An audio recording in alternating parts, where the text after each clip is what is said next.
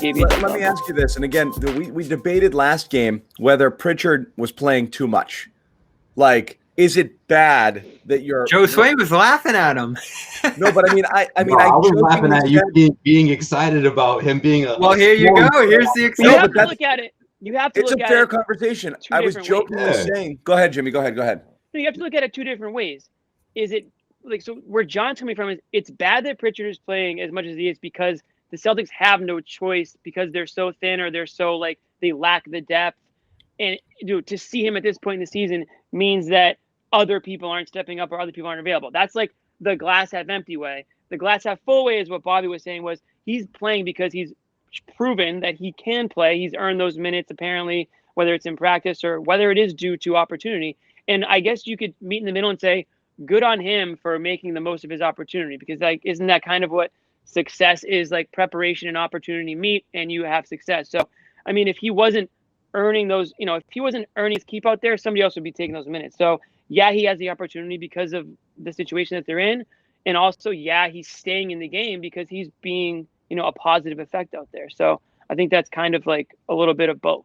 Well, that's what I was saying is we were joking a little bit about, the like commenters were like, you guys are crazy because like you're turning it into a negative. It's like, we're not. We're just saying like, sound like we're like, not. I actually said, no one said that. A half tongue in cheek after the second game. Pritchard's our fourth most talented player.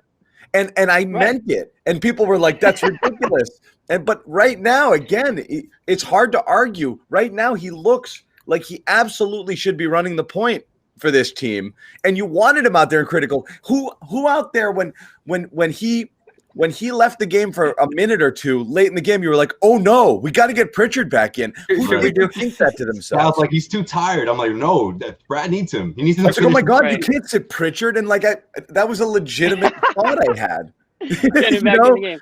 They're doomed without Pritchard, but it was real. Like you absolutely wanted him in there late.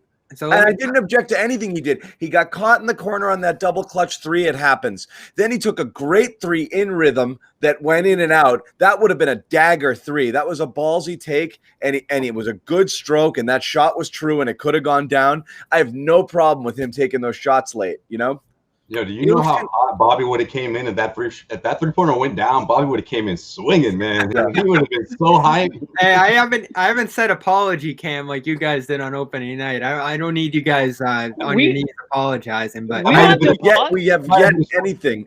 Yeah. What would we apologize for? If anything, I'll apologize for making. Not you, Jimmy. Not you. Josue was the one.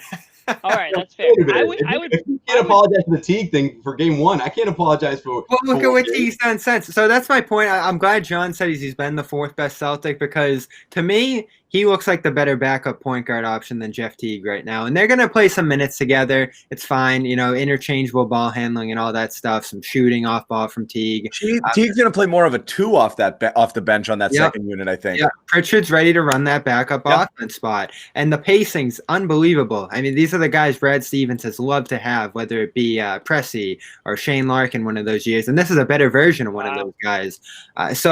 It is an absolutely better version. I like Shane Larkin a lot too, but already I love Shane Larkin, Yeah, the draft pick was bold. I remember, that night we were sitting here saying, who is this guy? But his college tapes shined. He was one of the best players in college last year. And everything you saw there, he's bringing to the table here. Aggressive takes, fearlessness, and excellent dribbling. Yep. And you know what else? He's actually a player that's somewhat actually ready to play in the NBA. Brad Stevens has kind of been stuck with these rookies that they come out early, they're hurt, they're not prepared at all for the NBA game, and they have to learn on the fly where it's like, okay, you got a 4-year guy in Pritchard who understands the game, is a little bit more mature, both mentally and physically, to play at the NBA level. So it just makes sense. And I can remember Brad Stevens talking about Malcolm Brogdon when he was on the Bucks and how impressed he was with Brogdon. And he basically said, Brogdon's not a rookie. Even though he is a rookie, he's not a rookie. And I feel like obviously I'm not comparing Pritchard to Brogdon, but I feel like they're on the similar trajectory where Pritchard's a little bit more seasoned, coming into the league. And I want to say one more thing.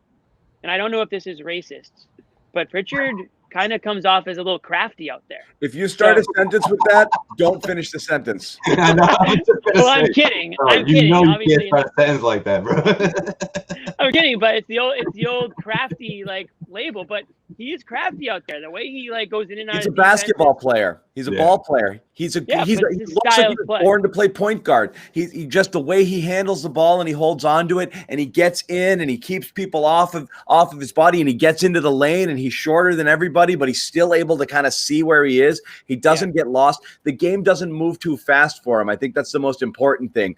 For so many rookies, they get out there and they're like, oh my God, what do I do? Or exactly. Or they're so freaked out that they're passive and they just stand in a corner and they're like, God, I hope it's like the nervous kid in Little League at second base. It's like, please don't hit a grounder to me. You know, like just don't pass it to me. And if you do, I'm going to give it right back. And you mentioned like injured rookies. My blood pressure just shot. If I had a blood pressure monitor right on, the second you mentioned it, I just started having Romeo. I didn't want to say names. I didn't want to give you a long list. I'm like, you said it makes me so angry. So it makes me think too. Neesmith has about another week until I start freaking out there too. Whether they're injured or just not anywhere near ready to play in the NBA, it's like you can go down the longest list of guys that have been taken based on like your hopes and dreams of what they may or may not become. Pritchard's just like you kind of obviously he's a guy that you just kind of knew what you were getting a little bit going in. I'm trying to think off the top of my head, too. Have the Celtics drafted a point guard or at least one that matters since Rajon Rondo, almost 12 years ago? Like, that's not a position they've been targeting in the draft in terms of development. When Danny did that with Rondo, it was an excellent choice, another late-round guy, who he kind of moved up and took there, and it worked. So they haven't needed to target that position. They've had Kemba, Isaiah, Kyrie, these type of guys in recent years. Now you come into this year knowing Kemba's not going to be there, and they had to scout that position extensively. Look at all the options on the table here, and guys were taken before him. Cole Anthony, Kira Lewis, those type of guys. It's very early. But right now, Payton Pritchard is 5th in the entire draft in scoring. Most of any guy outside the lottery, just past Cole Anthony tonight. So the early returns to the draft are fantastic.